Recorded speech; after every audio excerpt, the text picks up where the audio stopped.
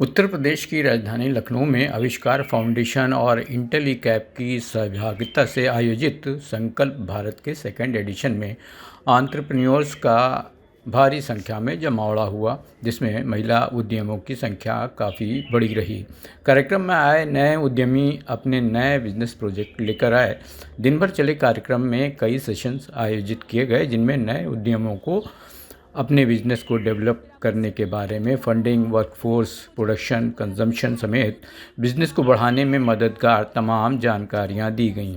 इस मौके पर आयोजित मीडिया अट्रैक्शन में इंटेलीकैप के सीईओ विकास बाली और director climate and agri solutions Intellecap Santosh Singh ने इस आयोजन के बारे में काफ़ी जानकारियां उपलब्ध कराईं।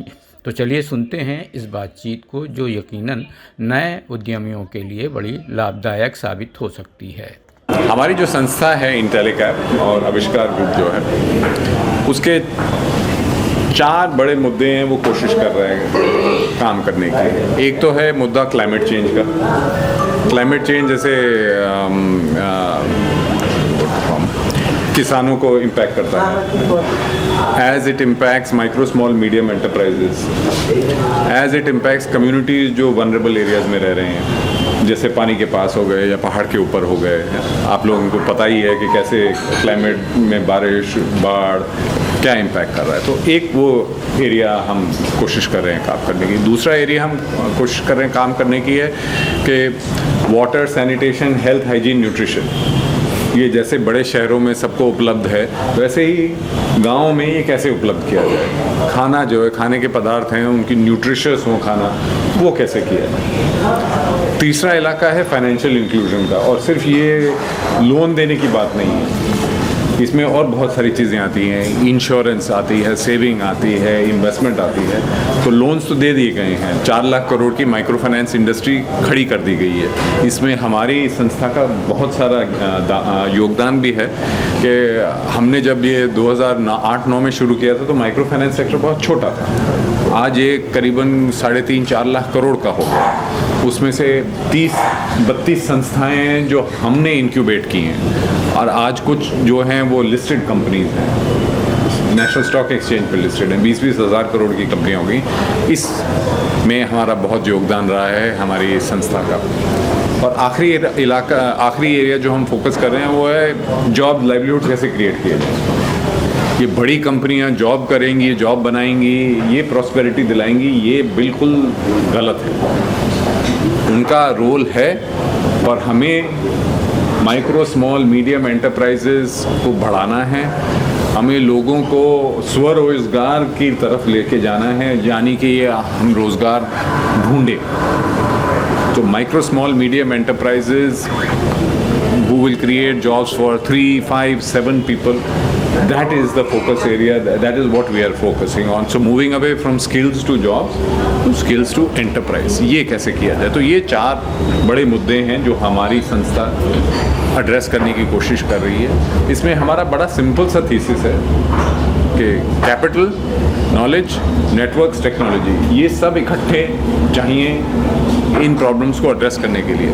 तो कैसे इकोसिस्टम्स बनाए जाएं, कैसे पार्टनर्स को इकट्ठा किया जाए। ये पार्टनर्स कौन है? प्राइवेट सेक्टर पार्टनर है, कैपिटल प्रोवाइडर पार्टनर है, फाउंडेशंस जो अच्छी काम करना चाहती हैं ऐसे, वो हमारे पार्टनर हैं। डेवलपमेंटल संस्थाएं हैं, जैसे नाबार्ड है, सिडबी है, इंटरनेशनल संस्थाएं हैं, BII है, वो सब इधर मौजूद हैं आज। तो ये सब इकट्ठे कैसे आएँ ताकि इनिशिएटिव्स को एड्रेस किया जाए। हर इंस्टीट्यूशन का, हर सेट ऑफ इंस्टीट्यूशन का एक अपना अलग रोल होता है, तो उनको कैसे इकट्ठा किया जाए। सो कैपिटल है, इकोसिस्टम है, नॉलेज है कि क्या करना चाहिए। जो एंटरप्रेन्योर्स आप बहुत सारे मिलेंगे, उन्होंने अपने स्टॉल्स भी लगाए हुए, वो कैसे स्केल करें, क्या उनके बिजनेस मॉडल्स होने चाहिए, उनको कहाँ से टेक्नोलॉजी एक्सेस मिलेगा, कहाँ से उनको पैसे मिलेंगे, कहाँ से वो मार्केट्स को एक्सेस कर सकते हैं through the large private sector.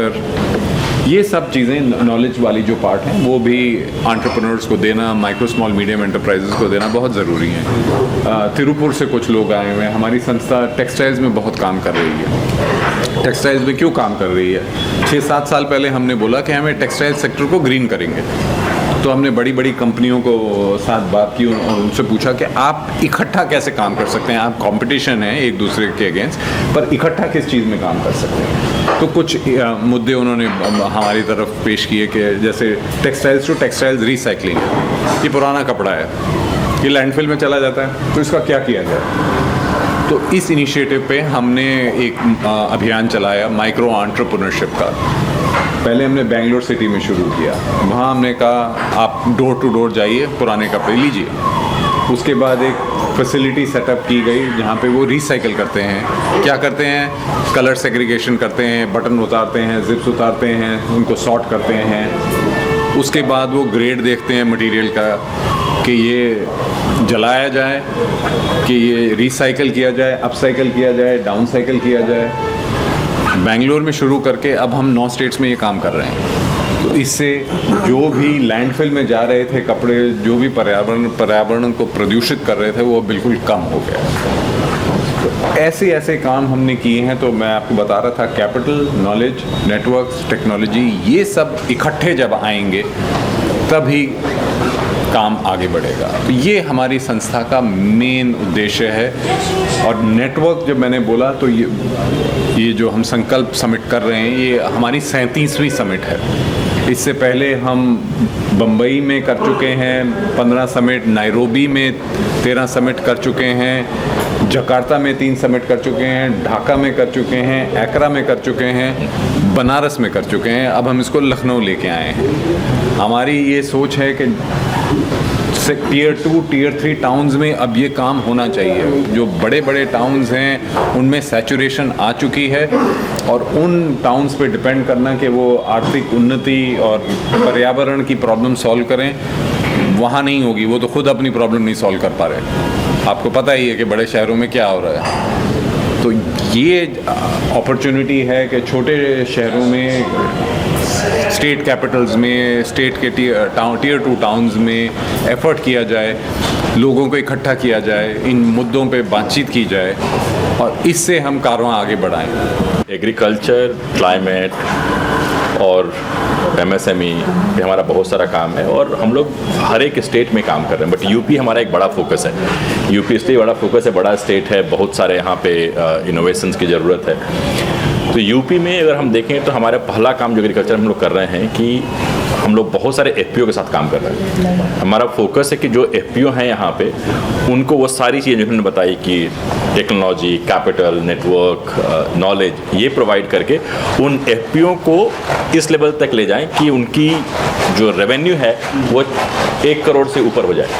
बहुत सारे FPO बनाए गए हैं, लेकिन उनके रेवेन्यू छोटे हैं, वो थोड़े छोटे पे काम करते हैं। हमारा फोकस है कि हम FPO को एक यूनिकॉर्न FPO कैसे बनाएं, रुपी यूनिकॉर्न, डॉलर नहीं। उसके लिए हम लोगों ने काफ़ी सारे प्रोग्राम चला रखे हैं। हमें ministry of rural development, ministry of agriculture, उनके साथ भी हम काम कर रहे हैं, और हर एक समस्या को हम लोग देखते हैं कि कौन कौन से और पार्टनर्स को ला सकते हैं। तो एक हमारा फोकस है टेक्नोलॉजी पे, कि FPO को किस तरह की टेक्नोलॉजी दी जाए ताकि उनका प्रोडक्शन बढ़ जाए, एक्सेस टू मार्केट बढ़ जाए, उनकी जो प्रोड्यूस है उसको सही कीमत मिले, उनके पास स्केल करने के लिए वो सारी कैपेबिलिटी मिल जाए। तो एक ये बड़ा प्रोग्राम है। हम लोगों ने इससे पहले भी बहुत सारे प्रोग्राम रन किए थे वर्ल्ड बैंक के लिए और बाकी पार्टनर्स के लिए, जहाँ पे हम लोगों ने 100 से अधिक एगटेक को प्रोफाइल किया था कि हमारे पास कौन कौन से एगटेक हैं और क्या प्रॉब्लम सोल्व कर सकते हैं। तो हमारे पास एक रिपोजिटरी है कि इंडिया में जो भी इमर्जिंग एगटेक हैं उनको हम जानते हैं कि वो क्या कर सकते हैं, और हमें लगता है कि ये प्रॉब्लम ये एगटेक सोल्व कर सकती है, तो हम उनको FPO से कनेक्ट कर देते हैं। कनेक्ट करने में हम देखते हैं कि FPO किस मॉडल में कनेक्ट होंगे, क्या वो टेक्नोलॉजी को खरीदेंगे, क्या टेक्नोलॉजी को सब्सक्राइब करेंगे, क्या टेक्नोलॉजी। तो ये सारी कामें एक हम करते हैं। दूसरा जो हमारा है एक्सेस टू फाइनेंस।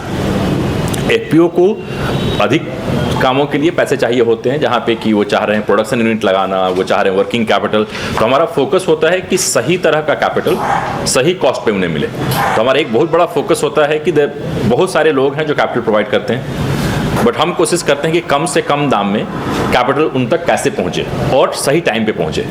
इसके लिए हम नाबार्ड के साथ काम कर रहे हैं, हम बहुत सारे और संस्थाओं के साथ काम कर रहे हैं, क्योंकि हमें लगता है कि हर एक संस्था के पास कुछ न कुछ ऐसे प्रोडक्ट हैं जो उनके लिए फिट बैठते हैं। जैसे इन्होंने बताया कि हम सिर्फ फाइनेंस पे ही नहीं, सिर्फ डेट पे ही नहीं, हम इंश्योरेंस और अदर जो प्रोडक्ट्स हैं उन पर बात कर रहे हैं। तो एक वो बड़ा फोकस है। फाइनेंस में ही हम लोग ये भी कोशिश कर रहे हैं कि वैसे एफपीओ या वैसे स्मॉल फार्मर जो उन चीज़ों पे काम कर रहे हैं जिनसे क्लाइमेट का फ़ायदा होता हो, जिसको हम कहते हैं कि इन्वायरमेंटल बेनिफिट हैं, कार्बन जो हम निकलता है कार्बन डाइऑक्साइड वो कम होता है, तो हमारा एक फोकस है कि उसको हम कार्बन क्रेडिट के थ्रू उनको कार्बन फाइनेंस में प्रोवाइड करें।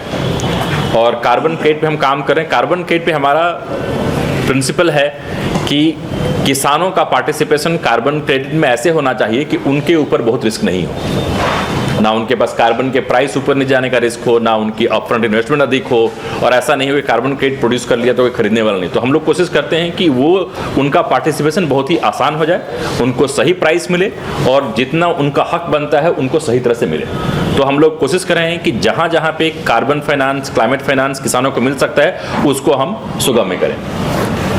तीसरा जो फोकस है हमारा वो है पार्टनरशिप का, कि एफपीओ जो हैं उनके पास प्रोडक्ट होता है बट वो कॉर्पोरेट के पास बेच नहीं पाते हैं, एक्सेस नहीं होता है, कुछ टेक्निकल रिक्वायरमेंट होती हैं, क्वालिटी कंट्रोल होती है। हम दोनों के साथ काम करते हैं। हम ये पूछते हैं कॉर्पोरेट से कि आपको क्या चाहिए, और किसानों से पूछते हैं कि आप किस कारण से उन्हें नहीं बेच पा रहे हो, और ये हम दोनों को मैच मेकिंग करते हैं। हमारा फोकस ऐसा होता है कि मैच मेकिंग करने के बाद वो खुद से स्वावलंबी हो जाए, उनको हमें दोबारा सपोर्ट नहीं करना पड़े, कि हम एक बार कर दें तो फिर वो अपना काम खुद देखें। तो एफपीओ पे एक बहुत बड़ा फोकस है। इसके अलावा एग्टेक एंटरप्रेन्योर्स हैं जिनको हम सपोर्ट कर रहे हैं। तो हमने बहुत सारे एग्टेक एंटरप्रेन्योर्स को यूपी में देखा है जो अच्छा कर रहे हैं, उनको हम लोग सपोर्ट देते हैं। सपोर्ट हमारा फिर से 3 तरह का होता है कि हम उनको कैपिटल प्रोवाइड करा सकते हैं डिफरेंट पार्टनर के साथ, उनको हम पार्टनरशिप दिला सकते हैं, या फिर हम उनको थोड़ी सी और हेल्प कर सकते हैं अपने प्रोडक्ट को कस्टमाइज करने में। बहुत सारे ऐसे एग्टेक होते हैं कि उन्होंने इनोवेशन तो किया है बट वो किसानों के लिए उतना सुगम्य नहीं है।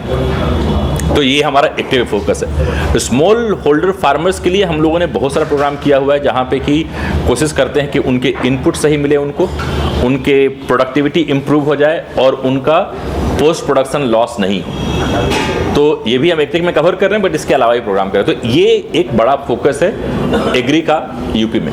क्लाइमेट पे हम लोग क्लाइमेट वेदर एडवाइजरी कर रहे हैं, हम काम कर रहे हैं बहुत सारी संस्थाओं के साथ जो वेदर इन्फॉर्मेशन, क्लाइमेट की इन्फॉर्मेशन को इस तरह से किसानों को दें कि उनको देख करके वो कोई स्टेप ले सकें और उससे फ़ायदा उठा सकें। तो बहुत जगह होता है कि एडवाइजरी मिलती है बट वो लेट मिलती है, समझ में नहीं आ रहा क्या करना है, वो सब हम दूर करने की कोशिश कर रहे हैं। सही एडवाइजरी सही समय पे, ताकि वो उससे फ़ायदा उठा सकें। तो एक ये बड़ा फोकस है। तो यूपी हमारे लिए एक बहुत बड़ा स्टेट है, बहुत कुछ पॉसिबिलिटीज़ है और बहुत सारे पार्टनरशिप है हमारे यहाँ पे जो कि हम लोग लेवरेज कर रहे हैं। हाँ, एक और जो हमने बताया कि सरकार के साथ भी हम कही, तो हमारा एग्री पे था। पूरे गंगा बेल्ट में आप देखेंगे एक समस्या चल रही है एयर पोल्यूशन की, जो दिल्ली में तो हम लोग खैर देख ही रहे हैं। तो यूपी गवर्नमेंट का एक प्रोग्राम चल रहा है और हम लोगों ने उसमें कुछ एडवाइजरी सपोर्ट किया था वर्ल्ड बैंक के साथ। उसमें हम लोग कोशिश कर रहे हैं कैसे क्लीन एयर को हम मैनेज कर सकें।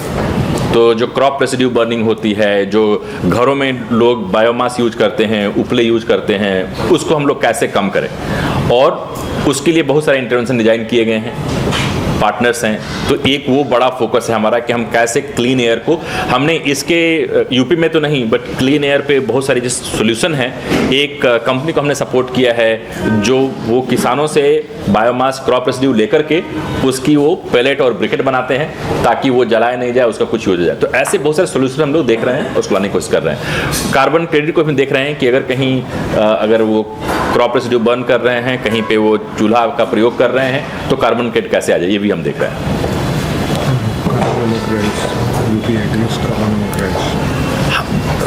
हमारे पास बहुत सारे इंटरवेंशन है बट कुछ ऐसे, जैसे मतलब एक हमारा आप लोगों के यहाँ पे काला नमक राइस होता है यूपी में, ठीक है ना। तो हम लोग उस पर भी काम कर रहे हैं कि हम लोग अलग अलग वैल्यू चेन पकड़ लेते हैं। देखिए, एक राइस का वैल्यू चेन हो गया, ये हॉर्टिकल्चर हो गया, ये, और देखते हैं कि उस वैल्यू चेन में आप क्या क्या इंटरवेंशन कर सकते हैं। क्या आप उसकी प्रोडक्शन बढ़ा सकते हैं, क्या उसको प्रीमियम प्राइसिंग दिला सकते हैं, क्या उसको आप एक्सपोर्ट कर सकते हैं, क्या करेंगे ताकि किसानों को ज़्यादा से ज़्यादा फायदा हो सके, ये हमारी सोच होती है। तो यूपी में काला नमक राइस है, उस पर हम लोग एंड टू एंड काम कर रहे हैं। जीआई टैगिंग से लेकर के उसकी एक्सपोर्ट पे हम देख रहे हैं कैसे आ जाए, तो एक वो बड़ा फोकस है। बट ये अप्रोच हम लोग बहुत से अधिक जो बाकी वैल्यू चेन है उसके लिए भी ला रहे हैं।